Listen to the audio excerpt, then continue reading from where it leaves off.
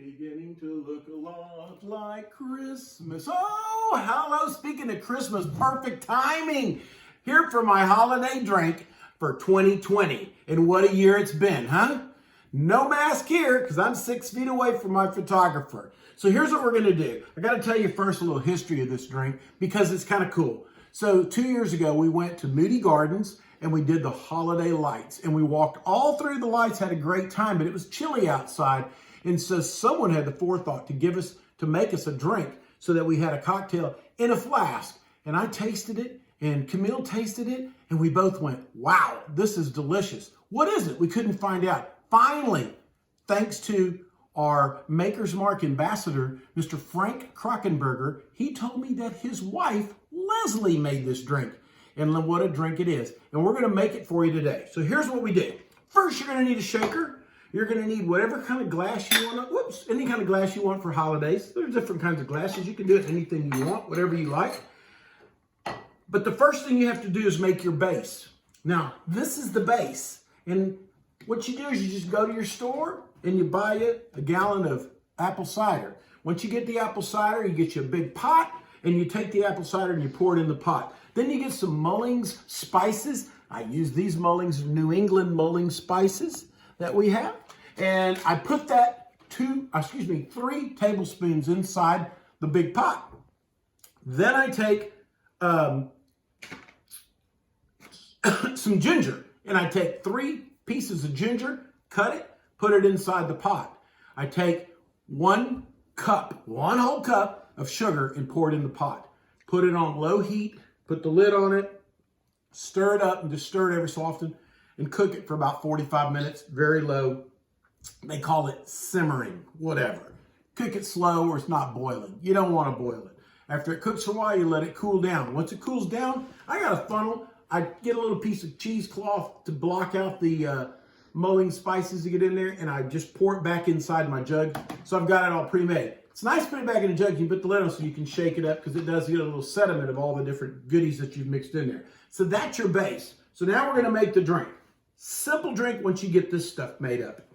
You get you a shaker, and all you need to do is take your shaker off, get you a little bit of ice, and put it inside my hands are clean because I'm the one who's going to drink the drink anyway.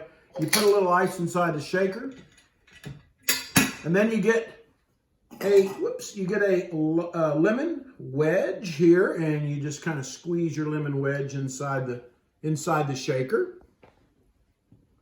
Once you get that done, you get this stuff here. You can get it. Specs Liquor Store downtown has it. It's called Velvet Falernum.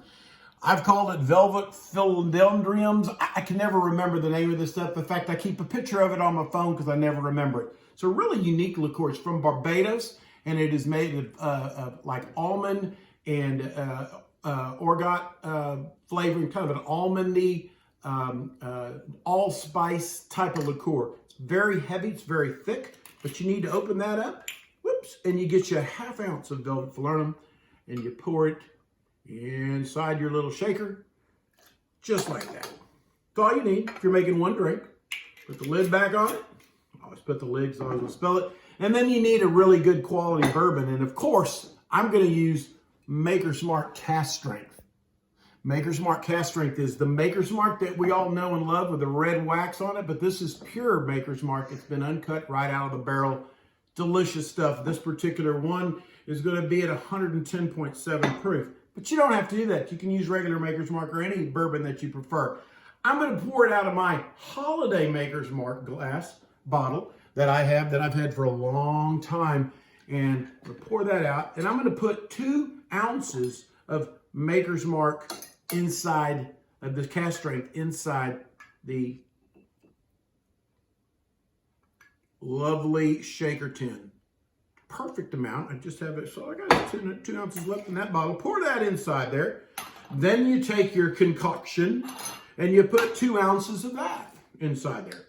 So I've already pre-shaken this. We're going to pour 2 ounces. Put that in there. Put your lid back on there so you don't spill it. And then you put your shaker on there, close it down, Shake that bad boy up. Get a glass. You know what? We'll do it in a martini glass today because it's kind of holiday and Christmassy. Pop that lid off and you just pour that bad boy right inside there. Now, if you want to make it kind of Christmassy, you can do whatever you want to garnish it at. Throw a cranberry in there or, you know, whatever you want to do to make it Christmatize it. I don't care about Christmatizing it. I just want it to taste good and we want to celebrate Christmas time. So Merry Christmas!